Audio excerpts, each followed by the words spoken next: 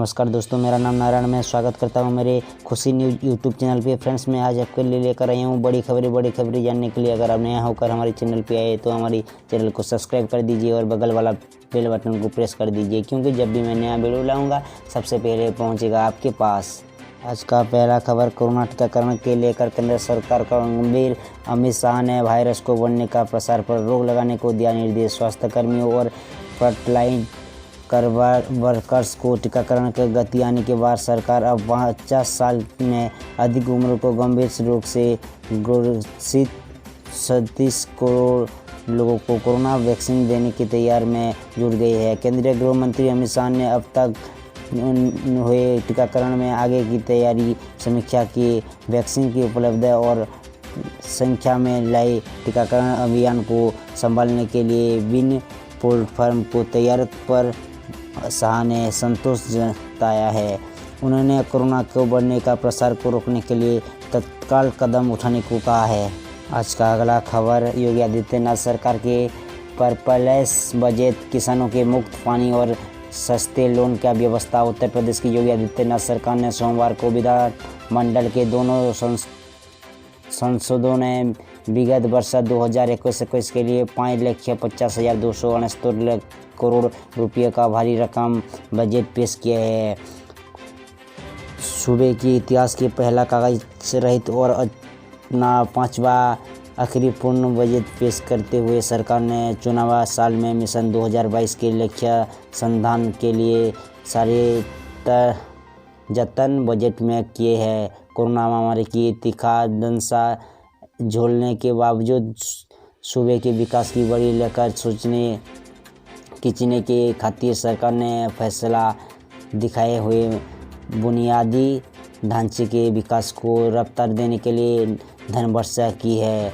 वह श्रमिकों, महिलाओं, किसानों की, युवाओं की सहूलियतों देने के लिए भी खजाना खोला है। कोरोना आपदा के सबके लिए हुए सरकार की कोविड टीकाकरण समेत स्वास्थ्य सुविधाओं की मजबूत करने के लिए भी कदम उठाए है। अयोध्या और काशी पर फोकस बराबर रख सांस्कृतिक राष्ट्रवाद के परचम की लहराया है तो गौ माता प्रति अपनी सरकारों को विस्तार दिया है।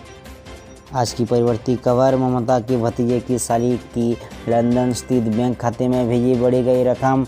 अवैध कोयला खनन तस्कर के मामले में जांच कर रही सीबीआई के तृणमूल कांग्रेस के संसद पर बांग्ला की मुख्यमंत्री ममता बनर्जी की भतीजी अभिषेक बनर्जी की साली मेनका गंभीर के बैकअप के बाद लंदन में एक ही बैंक खाते में जानकारी मिली है। इनमें मनी लंदन में जरिए बड़ी रकम पहुंच गई है। अंदर अभिषेक की पत्नी रुचिता नरोवर्जे ने रविवार को सीबीआई को नोटिस मिलने के बाद सोमवार को केंद्रीय जांच एजेंसी की चिट्ठी लिखकर कहा है कि 23 फरवरी को सुबह 11 से दोपहर 3 बजे तक अधिकारी उन्होंने घर पर आकर पूछताछ कर सकती है। ऐसे ही में मंगलवार को सीबीआई की टीम उसने पूछताछ करेगी।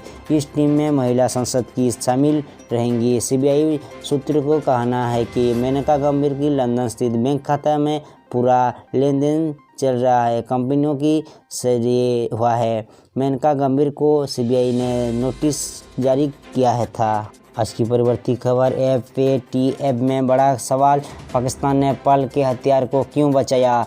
JUD पर क्यों नहीं की कार्रवाई? अब क्या करेगा चीन और तुर्की? पाकिस्तान की प्रधानमंत्री इमरान खान बेहद मुश्किल हालात में है। इसकी एक बड़ी वजह special action task force FATF का महत्वपूर्ण बैठक है। FATF का इस अचूलत बैठक में पाकिस्तान समेत कई देशों की ग्रीन लिस्ट में बाहर करने का उन्हें ब्लैक लिस्ट में शामिल करने पर फैसला हो सकता है, क्योंकि चीन का तुर्की इस बार भी उसे बचाने के कामयाब हो पाएंगे। खास बात यह है कि बैठक ऐसी समय हो रही है जब पूरी विपक्ष इमरान सरकार के खिलाफ एकजुट है। एक ही FATF की पाकिस्तान के खिलाफ कोई एक्शन इमरान सरकार और मुश्किल में डाल सकता है, खास करके जब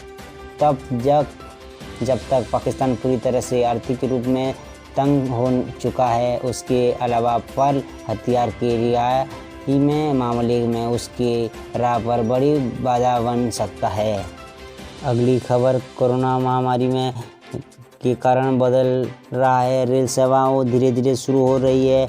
ऐसी भी भारतीय रेलवे ने ट्रेन की यात्री करने वाले लोगों को जरूरी गाइडलाइन पालन करने की सलाह दे रही है। रेलवे ने किसी भी तरह से परेशानी से बचने के लिए इन गाइडलाइन को पालन करने का आग्रह यात्रियों से किया है। रेलवे की इन गाइडलाइन में मास्क पहनने और आरोग्य सेतु ऐप डाउनलोड करने जैसे अहम सलाह दी गई है। यात्री के दौरान कोविड गाइडलाइन का पालन करने के लिए रेलवे अब सख्ती बरत रहा है।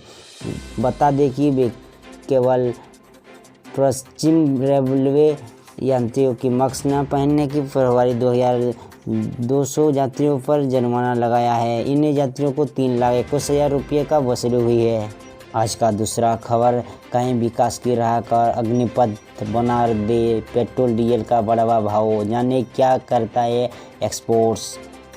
कोरोना काल के संकट में निकलकर इकोनॉमी राह पर आने की शुरू हुई नहीं कि पेट्रोलियम पदार्थ की बढ़ती कीमत पर नया संकट खड़ा कर दिया है। यह वृद्धि ऐसी वक्त में हो रहा है जब महंगाई दर को बेकाबू होने पर रणनीति में मंशा पर पानी फेर सकता है। यह सच है कि देर सवेरे सभी की विकल्प भी तलाशने होगी, लेकिन फिलहाल ज़रूरत से इस विकराल संकट के बाहर आने की अर्थशास्त्रियों की मानना है कि सरकार ने कई कदम नहीं उठाया तो बजट में जो चटक रंग दिखाए उसके पैकेज को ने उत्साह जगाए उस पर तुषारपात हो सकता है। पिछले साल अप्रैल मुकाबला पेट्रोल पर डीजल के खुदरत कीमत 30% बढ़ोतरी हो चुकी है। आज का दूसरी खबर, 5 राज्यों में चुनाव की तारीख का मार्च के पहले हफ्ते के ऐलान संभव, पीएम मोदी ने दिए संकेत। चुनाव आएगा। असम समेत 5 राज्यों में विधानसभा चुनाव के तारीखों को घोषणा मार्च के पहले हफ्ते में हो सकता है। सोमवार को एक रैली में प्रधानमंत्री नरेंद्र मोदी ने इसके संकेत दिए। उन्होंने ये भी कहा है कि दशकों तक असम समेत पूर्वोत्तर की अनदेखी जाती रही। असम के धेमत जिले के सिलापत्थर की एक रैली में प्रधानमंत्री मोदी ने कहा है कि पिछले बार 2016 में असम विधानसभा चुनाव की तारीख की घोषणा 4 मार्च को हुई थी। इस बार भी मार्च को पहले हफ्ते में तारीख में ऐलान किया जाएगा। जाने का अनुमान क्या है? हालांकि ये चुनाव आयोग का काम हो रहा है। आज का दूसरा खबर, जेईई मेन परीक्षा के दौरान उम्मीदवार ध्यान में रखे ये नियम। जेईई मेन परीक्षा 2021 के आयोजन में अब चंद दिन रह गई है। पहले सत्र की परीक्षा 23 फरवरी होने की और 26 फरवरी 2021 तक चलेगी। यह परीक्षा 2 शिफ्टों में आयोजित कर जाएगी। इसके अनुसार पहली शिफ्ट सुबह 9 बजे से दोपहर 12 बजे तक होगी, बाकी वही दूसरी शिफ्ट दोपहर 3 बजे से शाम 6 बजे तक होगी। इस सेशन की परीक्षा के लिए करीब 6,61,761 स्टूडेंट्स ने रजिस्टर किया है। परीक्षा के लिए नेशनल टेस्टिंग एजेंसी NTA ने पहले ही एडमिट कार्ड जारी कर दिया है। कार्ड अधिकारी पोर्टल jeemain.nata.nice.in पर जारी किया है। स्टूडेंट यहां से डाउनलोड कर सकते हैं। वही परीक्षा के शामिल होने वाले छात्र छात्रियों को कुछ बातों की ध्यान रखने बेहतर जरूरी जाना जाता है। चलिए जानते हैं। परीक्षा केंद्र के भीतर स्टूडेंट का फेस मास्क, 1 पर 10 बोतल पर सैनिटाइजर खुद साथ लेना चाहिए, ये सुझाव दिया है।